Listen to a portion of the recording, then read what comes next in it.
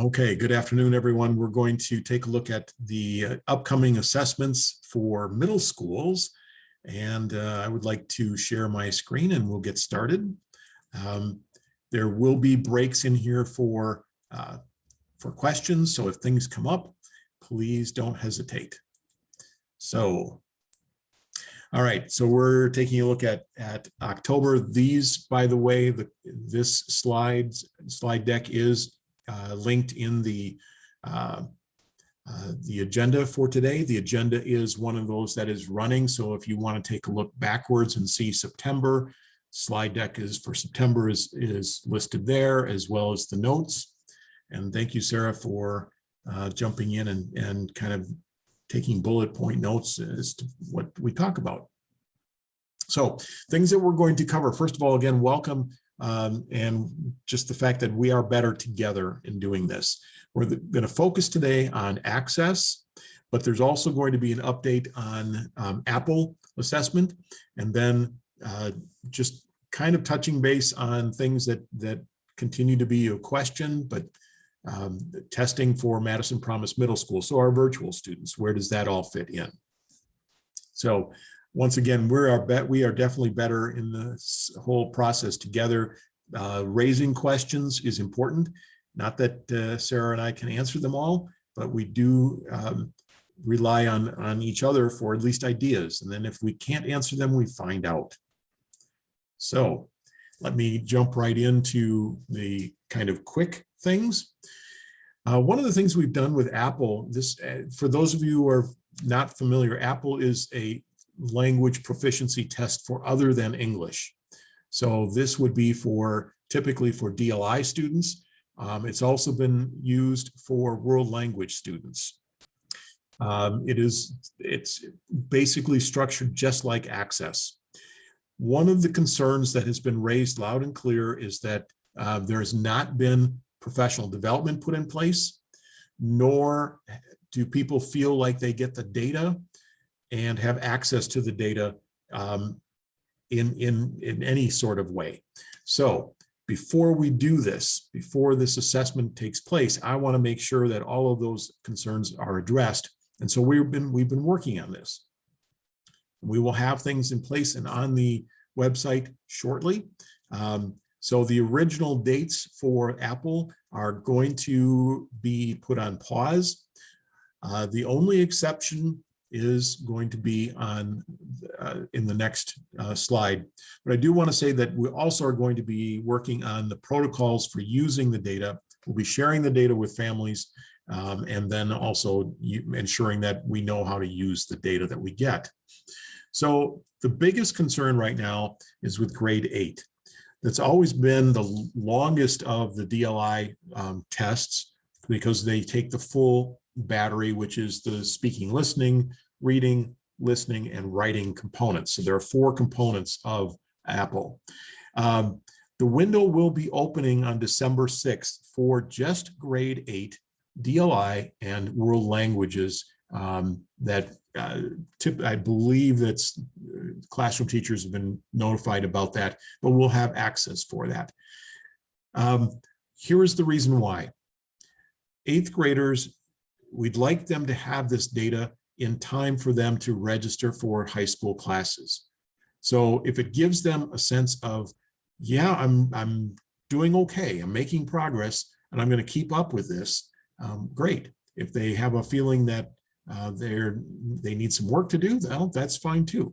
But it just gives them additional data for registering for high school. So that's one of the big reasons why grade 8 is moving forward while grade 6 and 7 are kind of on pause. I will be sending out information about what accommodations are available, just so that you are aware. I'm going to be working on getting this list uploaded by November 15th. So we'll send out a list, I'll let you know, and we'll be sharing that information in greater detail in the near future. Also, the Madison Promise Middle School, just keep in mind that these are all our students still, and because they are virtual, we've been through this last year, that each grade will continue to do the assessments that are expected at each grade level. However, they will be doing them virtually or at home. with some exceptions. So for those students, typically it's going to look a lot like last year as far as which assessments they're going to be doing and how they get that done. However, state tests, including access, will not be allowed to be given to students virtually. Just like last year, when everything got pushed back really tight in the fall, we're not going to do that this year. So we'll talk about the access in just a minute, but keep in mind that students who are virtual will need to be invited to come in and take the assessment in person. All right, let me just stop for a moment and see if there are any questions about the Apple or about Madison virtual students. Sorry, I'm going to jump in, and instead of doing wait time, I'm going to just jump in and say, again, for Madison Promise middle school students,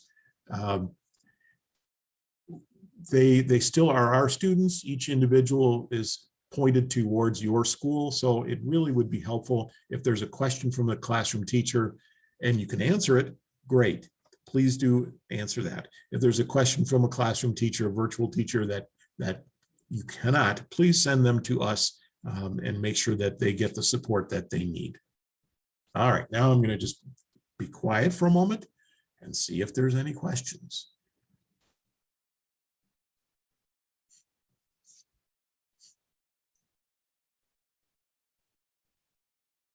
Okay, thank you. Now let's get into the heart of the conversation today, which is access testing. Once again, we know that access fulfills several needs and requirements, state and federal, as well as some of the data that we need on student language acquisition progress. Excuse me. Things that we know about this year. First of all, access and alt access will be given in person. They must be given in person. And so we need to be thinking about all of these things that are kind of constraints on our planning as we move forward. The state window opens on December 1st and it closes on January 28th. So all of December and all of January, pretty much all of January. Please keep in mind that ClassLink will not work.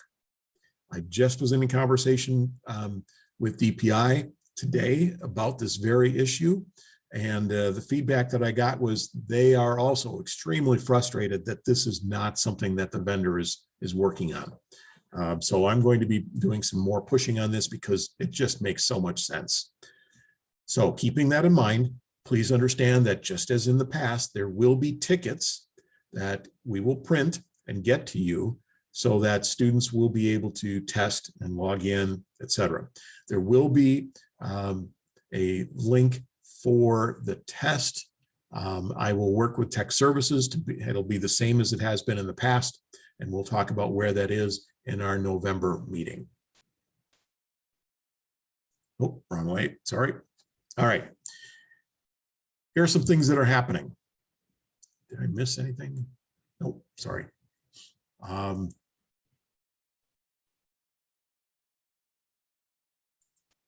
Okay, Peg, your question about who's going to provide training. Sarah will connect with you and we'll be sharing that information with school coordinators as soon as everything is all tightened down. All right, here's what's going on. So student accommodations are going to be pulled from OASIS this Friday. So not tomorrow, but the next day. And they will be pulled into a spreadsheet that Sarah is working on. This will include rosters that will, of all students who are expected to test. So these will be sent to you as the building coordinator via email. So it will include a list of who's expected to test and who has accommodations. So who is taking the alt assessment, as well as the accommodations that are listed in OASIS. You need to review this. And if there are errors like, I think Sarah said You said something about if a student has an open IEP, what would that look like on the roster? So if there's what we're really calling attention to will be students that I will highlight within the document who perhaps either don't have accommodations listed in their IEP for access yet, or if their IEP happened to be open or in progress when I pulled them, I wouldn't be able to see them. So we just want to identify anything that needs to be added beyond what is in the document that I will share. And so I'll make sure to highlight those students, and that's really what we'll be focusing on for this review period. Thank you. So you'll be getting that next week, and then you'll have about a week to respond or to make changes. So if there's a highlighted student, for instance, that has an IEP, but there's no accommodations, if you can check on that with your staff, et cetera, that would be, it's a whole lot easier to do this now versus later. However, it's not impossible. So things like if a student has an open IEP or the process is ongoing right now and it extends to or in November and it extends through that month or until tickets are printed, that's okay. Let us know, or if there are changes, that just means throw out their tickets and we'll be printing, you'll have to print new tickets. That is a process that we've used in the past and seems to work well. Just so you know, yesterday DPI pulled student information. So who is listed as an English learner in IC? So they pulled that yesterday. So that starts the process of uploading those students into the software AMS. And that's also, again, the information that Sarah will be basing her spreadsheets on. The software AMS is going to be open. This is more for us, but I want you to know that these things are happening. That comes online on November 1st. We'll make sure that each of you has access then to the correct buildings. And if there are any changes or additions, et cetera, we will make sure that that is included. Okay. Yes, thank you, Peg. So just a reminder that when we look at this roster, please check to make sure that if it's listed as alt access, that you're aware of that and put plans in place to make sure that a different assessment happens for that student, as well as students who are taking the regular. Okay, so now the fun begins. Now we begin to look at when materials arrive and some of the constraints that are on the scheduling. So I will be sending out a document in the next couple of days that just kind of lists these in chronological order. Some of them you will be doing something about, some of them you won't, but I want you to know what's going on. So please understand that we don't have control over a lot of these. So we'll try and work with you and brainstorm. And this is where us together as a group may have ideas that are really helpful for more people than just than in your school. So first of all, the material that you need for alt access can only be ordered beginning November 29th. So it's ordered on the 29th, and based on your documentation and the list that Sarah has, she knows who needs it. So that will all be ordered on the 29th, but then it needs to be shipped to us. So if you are thinking about getting started on December 1 with students that need the alt access material, please don't count on that. The K-access information you don't have to worry about. So here is the issue and why we're raising this. Typically, DRC, the vendor for the test, is really good about getting us, shipping the material to us. We'll order it, and 1 to 2 days later, it arrives. However, keep in mind that everyone else in the world is also using FedEx, UPS, and the United Parcel, the post office. And so delivery dates seem to be slower than what we've come to expect. So I would say if you have, for instance, a need to order writing booklets, there are students who, for instance, who arrive to the US who have not had computer experience, and so they would need to have booklets to write in. If you need any other additional material, keep in mind that it's probably going to take more than 2 to 3 days. We just want to make sure that you understand that ahead of time, and so we have to build in that cushion. We will be getting a small supply of materials, but when that goes out to you, we have to order, and that order will probably take 3+ days. So keep in mind that we can't order a huge amount of things, and we're going to have to have some play in the system for shipping. So that being said, December 1, the window opens. The Friday, the 17th of December, is when winter break begins. Winter break ends, students return on January 3rd. On the 17th of January, we have a day off, or MLK Day. And on the 21st of January, we have a day off. It's the end of the semester. So you can begin to see that what used to seem like a lot of time is suddenly not quite so much.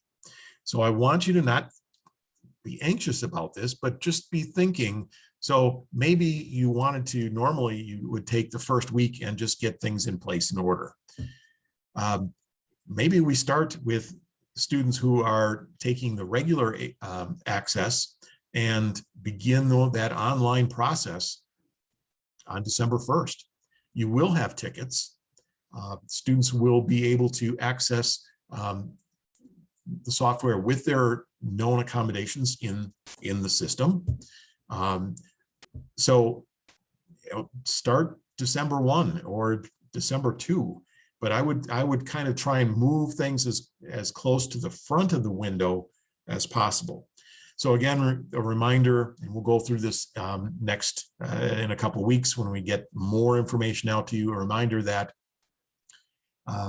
it's the listening component and the reading component that have to be done first.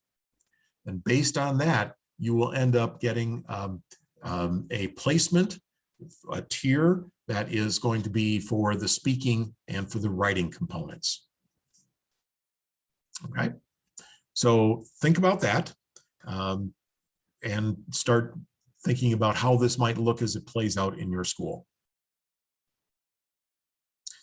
Also, professional development that is needed for implementation of access. Those of you who have been through this multiple times, please review what's on the WIDA website for training. You know that just is a good refresher. It's a good reminder. The quiz is there. You can go back if you get something wrong to double check things. It should not take you a long time. If you're a new staff member to this or someone who's never done this before, it should take you approximately an hour.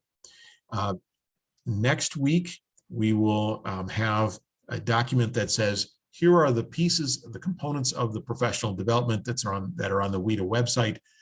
These are the critical ones. This you can kind of skip through, et cetera. So it kind of shortens up their time to about an hour. If you do not have a WIDA account or someone who is going to need to do the professional development, email Sarah or myself and we will set that person up. It's pretty straightforward. So I am going to finish up with this slide and then we'll go back for questions. Our next meeting is coming up pretty quickly, but so is access. We're going to be meeting at 3 p.m. on November the 11th. So that's earlier than you would expect. It's not a Wednesday, but I don't think it's a Wednesday. That's when we need to, that's when we can fit this in and get you more information about, again, we'll have AMS open you should be able to get in there. We'll go through printing a ticket. We'll go through the entire process of getting access up and running for students. So with that, I'm going to stop sharing for a moment and we'll take a look and see if there are any questions. And I saw there was something in the chat. Yes, thank you. So the 6th of December is also a staff only day. So again, you can begin to see how this is compressing and compressing. So we don't have, a week just to kind of warm up into this. So that's why I'm kind of talking about this now.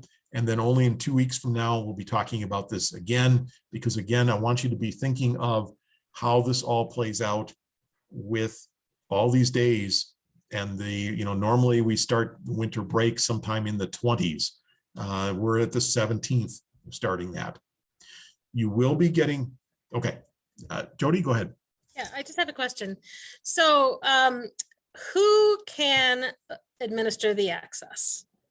Can classroom teachers, if they go through the WIDA training, can they administer it? Can other people? Yeah, so yes, the answer is yes, classroom teachers can do that. I would, here's my concern about anyone who is not a certified teacher giving this. It's not saying no, they can't, because but we'll have to work on that. You as a professional are covered if something should go wrong and somebody gets really upset and decides to sue the district, you're covered. Not that that ever happens, but I don't want to put somebody out there and in I don't want to say harm's way, but in the crosshairs, so to speak. Sorry, poor choice of language. I don't want somebody who's not in the classroom regularly, not a certified teacher doing this. They can certainly support. And if they do that means if you want to get them started and they are observing, I would also then just have them go through that particular PD session. But you would be responsible for what happens in that room. So if you're, walking between two different rooms, two different spaces where testing is going on, having someone there to observe, to proctor is really best practice. I don't know if that makes any sense, but I'm just concerned about how far we allow the leading of the assessment to go. Yeah, I was just thinking about classroom teachers. I wasn't thinking about non-certified staff. In SEA and EA, something like that. I have concerns. Right. Yeah, So I hear you. I think I had another question. And now I can't think of it, so I'm sure it'll come back to me. We're here. Anyone else have questions? Tim, there's a question in the chat. Oh, sorry. Will schools be receiving any disinfecting wipes for headphones with testing materials? That's a great question. I will check into that and see what we can do. I'm going to say likely. I haven't even, no one's asked that, but that's a great question. And yes, we do need to follow through with safety protocols as far as, disinfecting things. Students can have their own earbuds, and, as long, if they've got something that's got a microphone, we'd prefer something that's got, that the district had where it's really close because it's clearer. But if they listen, they speak, and then you can listen to it and it's clear, I'm good with that. So, okay, thanks. I think my other question was just had to do with the numbers of students that we can test at one time. And I guess I'm just assuming that as long as they're 6 feet apart, within the room, we can test as few or as many as possible at once. Yes. Okay. Yes. Also, one of the things that we discovered with advanced placement testing last spring was, and I apologize, I'm not wearing this, but students can remain masked if they are speaking into a microphone, and there's no issue with distortion. Typically, the one issue that we have is with students who speak very softly.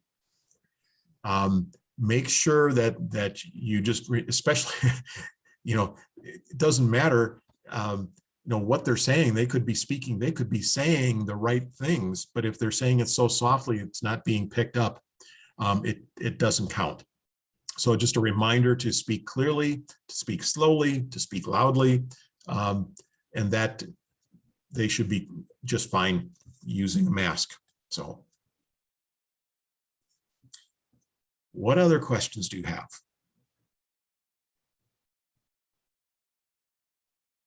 These recordings are on the Office of Assessment website, Yes. because our BRT usually takes the lead on access, and I know she's not here right now. Yep, we'll have this. I'll have this posted tomorrow. And if there's any questions, it's Brenda, right? Yeah. Yeah, just have her connect with me and we can certainly go through things. And the link that the webinar will be posted at is at the top of the agenda that's in the description of the meeting. So it should be pretty easy to access to. Things like tickets will be coming probably. Sarah, you said you were going to be printing them before Thanksgiving, maybe? Yes, before Thanksgiving. Okay. I'm not going to sit tight to a date quite yet, but by November, I will let you know what they are. Yeah. But yes, definitely before Thanksgiving is my goal. Okay. All right. Last thing about access, and then we'll just go back. I've got a couple more slides just to share with you informational. But last year we had a situation deep in the pandemic where we said that families had a choice to decline to test for safety reasons. We can't do that again. And that may be the reality of it. But remember, there are no opt-outs on access, and that families, if they do choose to decline to test, I'm not accepting any notes. It's just that they will say, sorry, I'm not going to have my child test. We're in a face-to-face situation currently. And so it would be my expectation that we would have many, many, many, many more students actually taking the assessment simply because they're already in school. It's those students who are in the Madison Promise that are going to be a little bit more difficult, and we do need to be planful around ensuring that those students get assessed. So if a student is choosing to be, and the family is choosing that the student is virtual, I respect that. The state says that only in-person testing can take place. So that means we'll need to, your staff, you will need to invite the family in, and we'll have to figure out how that is going to look at each building, because that's a little bit different. Come in and actually take the assessment. Again, they can decline. They can just not, I mean, we had this last year, families just not showing up. And again, I would suggest that if you do invite them to come in, have them in a situation where they're not interacting with other students. So if there's a room off the office, or if there's some other kind of room that is relatively small, siblings could be tested together. However, you probably would not want to have, 4 or 5 students who are virtual in the same room, again, because the whole reason they're doing this most likely is that there are some family concerns about immunocompromised family members, et cetera. So we don't want to kind of destroy that whole process, that safety net that's been built. So yes, it will take some doing, and we don't believe that there's a lot of English learners who are in the virtual setting, but there will be some. And so if you have some that are in Madison Promise, it is our responsibility to reach out to them at each school. Let's see. So yes, Betsy. Will Sarah provide us a list of the students from our schools that are in Madison Promise on the same accommodation sheet or on our same list, so that we know which ones are and which ones are not? Yes. So Madison Promise is listed as a secondary site right now in IC, which means that when DPI uploads the students, it will see their home school as their school. So anyone who's enrolled in Madison Promise will actually end up in AMS under their home school. In terms of the roster, that's a good question. I will find a way to do that. So I'll insert a column because they will be on your spreadsheet, absolutely, but I will look for a way to identify them for you so you'll be able to see pretty easily who they are. That's the trick because it's a secondary. I just got to pull the right fields. It'll be fine. I'll make sure to build that into my process, not promise. That's the school. But they will already be in AMS under your home building. So you will receive the tickets and all those pieces will be in place. I'll just find a way to flag them that way. And what comes out of Oasis is also going to come for accommodations is also going to come aligned to the homeschool. I mean, Peg might be able to correct me if I'm wrong, but I don't think Oasis looks at Madison Promise as a homeschool. I think it's still defaulting to a secondary. Okay, just a couple more slides and we can come back. We'll hang out afterwards if you have more questions. Just a reminder that as always, opting out is something that families can do except for access. This must be done in writing.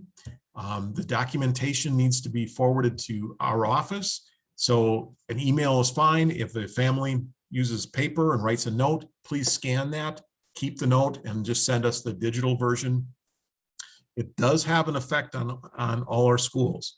The number of students that have opted out over the past year, completely understandable. I have no argument with that, but we do need to make an effort to ensure that we get as many students as possible to actually test. There will be no waiver from DPI or from the feds this year as there was last year. So for instance, the expectation is that 95% of all students who it's appropriate for will take the forward exam.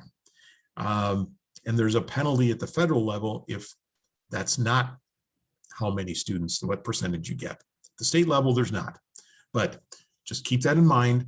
And there, once again, people cannot opt out for access. We do have, Sarah and I are in a new department, the Assessment and Learning Supports Department, and we do have office hours every week. So every Monday and Tuesday from 2 to 3, you will see that listed in the agenda. There is a Zoom link there. Also, we have staff members who are involved with supporting data use. So focused on the middle school is Nicole Schaefer, and you can see her email address if you haven't connected with her yet. But if you have questions about data use, you can certainly connect with her.